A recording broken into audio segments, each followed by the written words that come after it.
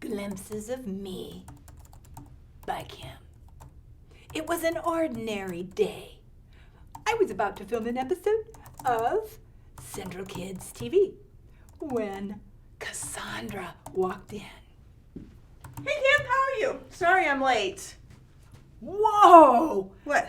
How'd you do that? What? I mean, I literally was just typing. Cassandra walked into the room and Yeah. you walked in. That's amazing. Are you like writing a book or something, Kim? Well, maybe. We'll see. Okay. It's a work in progress. Oh, okay, all right. You should write a mystery novel. Those are really, really popular right now. I love them. That's a great idea. Yeah. Let's delete this page. I love the delete button. I mean, the minute I push it, the page goes right into the trash. Cassandra. Whoa, weird. I wonder where she went. Okay, well, let's write. It was 1940. It's all black and white. Like, wow. It was dark outside, and it was very, very wet. It was raining. And Cassandra walks into the room. Hey Kim. She takes a few steps, and she trips and falls on a roller skate. Oh, Kim. What? You okay? Where did this roller skate come from? And is it raining in here? What? I mean, What?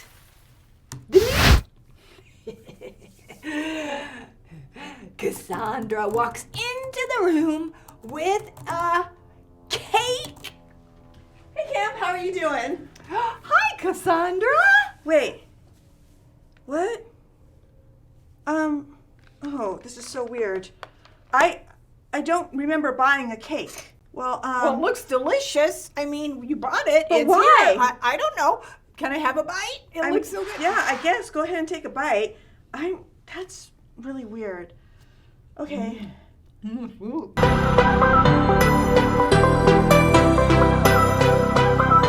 Hey everyone, I'm Cassandra. And I'm Kim. And welcome to the Central Kids TV.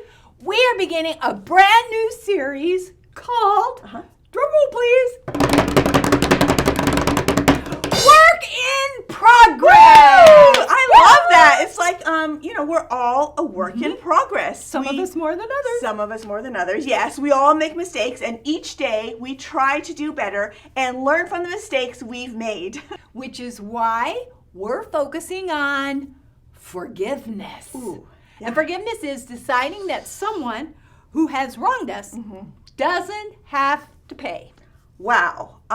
Forgiveness is really, really I'm sorry, guys. I gotta stop for a minute. I can't. Oh, goodness gracious. Cassandra, what's up? What's wrong? I think my knee, it really, really hurts. And look, it's bleeding through my jeans. Yeah. What?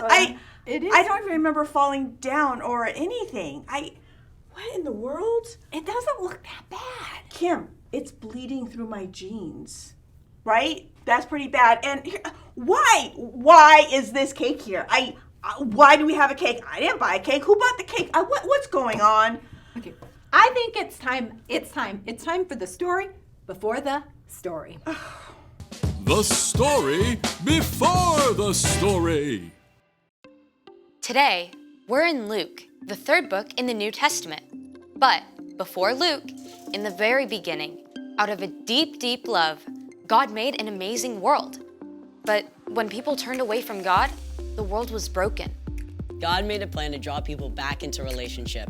So, at the right time, God sent a tiny baby to be born in the small town of Bethlehem, God's very own son, Jesus. When Jesus grew up, he began to travel from town to town, teaching and healing. And while most people loved him, the religious leaders grumbled. That Jesus was changing the way they'd always done things, and they didn't like it one bit. Which is where our story starts. Take it away. Okay, today we are starting with the religious leaders during the time Jesus was here on earth. They were known as the Pharisees. And they were keeping a sharp eye on Jesus. I'm sure they were. I mean, things were happening all around them that they could explain. So one of them, a man named Simon, invited Jesus to have dinner at his house. Oh, well, that was like a really nice thing for him to do, to invite someone over to dinner. Not really. Oh. Okay. You see, Simon gave Jesus the honor of inviting him for dinner. And Simon left out something incredibly important. Like what? Washing his feet. What? I don't understand. You don't wash my feet when I come to your house for dinner. Correct, and I'm not going to. But back then, everyone wore like sandals, like an open-toed shoe, if they wore shoes at all. And they walked on streets that were mud and dirt and cobblestones, and there were lots and lots of animals like donkeys and sheep. And the streets, well, which meant there were lots of poop on the streets. Okay. And I totally get it. That's really, really gross, Kim. well, you could just imagine what their feet looked like. And Yeah. Thanks for the visual, Kim. I think we all got it. Okay, so usually when a guest came to your house, servants would wash their feet like right away. Okay. Then, as a sign of honor, you might even give them a kiss and anoint their head with oil. Oh, a little strange, but okay, I get it. And Simon didn't do any of this. Nope. He did none of these things for Jesus. And someone noticed. A woman from town had heard of Jesus and was going to be at Simon's home. She had lived a very difficult life and done many, many wrong things. But she knew that Jesus' love and his mercy were greater than her sins. She desperately wanted to see Jesus. Okay, so did she go and see him? She sure did. She went to Simon's house and saw where Jesus sat at the table. We didn't talk about this table thing, right? Because I know that's really, really important. Yeah, it really is important. Because their table were not anything like this one right here. No, they were used to not sitting like at all. No, they didn't even sit in chairs, Nope. right? Yeah. No, right? What they did, they literally, the table was really low to the ground, and the people would actually eat like on their side. They would sit down on the floor around the table and they'd kind of lounge. And, Okay, like, so stretch their feet yeah. So out. you would have your legs like up on over here. Yes. You'd be like lounging like Yeah, this. your and- feet would be in my face. Sorry, yeah. Your stinky feet would Yeah. be in my face. Okay, so that makes a lot of sense on why cleaning your feet's like really important. Very important. The woman had brought with her an expensive container of perfume to pour on Jesus' feet as a sign of love and honor. She must have thought that it was terrible that no one had offered to wash his feet. She did, and so she did it herself. But she didn't have water or a towel. So the woman, she actually used her tears to wash his feet, and then she wiped them with her long hair. Oh, that seems a little strange. To us, yes. Okay. But it was an incredible sign of the woman's love and devotion for Jesus. After washing his feet, the woman kissed them. Then she took the perfume she brought, which was really expensive, and poured it all over them. As the strong, sweet smell of the perfume filled the room, Simon and the other guests watched. They watched her. Okay, they must have been pretty shocked by what they were seeing. I mean, and what she was doing, especially when they didn't offer to do anything for him at all. And Simon said to himself, in his head, he was saying, if this man were a prophet, he would know who was touching him. He would know what kind of a woman she is, that she is a big sinner. Okay, now, I know you said Simon thought these words in his own head, but this is Jesus, right? I mean, did he know what Simon was thinking? Jesus always knows what everybody's thinking. He knew his heart and exactly what Simon had thought. So he told a story to help Simon understand. Jesus said, Simon, I have something to tell you. 2 people owed money to a certain lender. One owed him 500 silver coins. The other owed him 50 silver coins. Neither of them had the money to pay him back. So the lender let them go without paying. Which of them will love him more? The room was so quiet you could have heard a pin drop. At last, Simon spoke. What he said, he looks at him and goes, I suppose the one who owed him the most money. And Jesus replied, you are right. Do you see this woman? I came into your house. You did not give me any water to wash my feet. But she wet my feet with her tears and wiped them with her hair.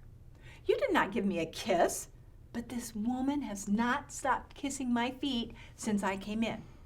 You did not put any oil on my head, and she has poured this perfume on my feet. Simon got called Oh, out he did. in front of everyone.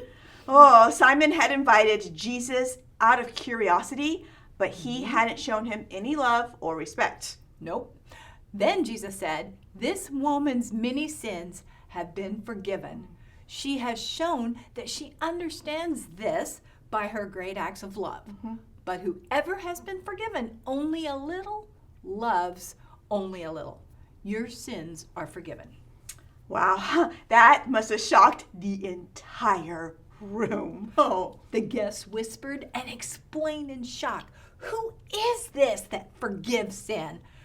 Jesus said to the woman, "Your faith has saved you. Go in peace." the room was filled with religious leaders who were quick to call the woman a sinner. Yep, but they didn't look at their own lives. They didn't see their pride and their hard hearts or their sin, and that they needed forgiveness just as much as the things that the woman had done. The end.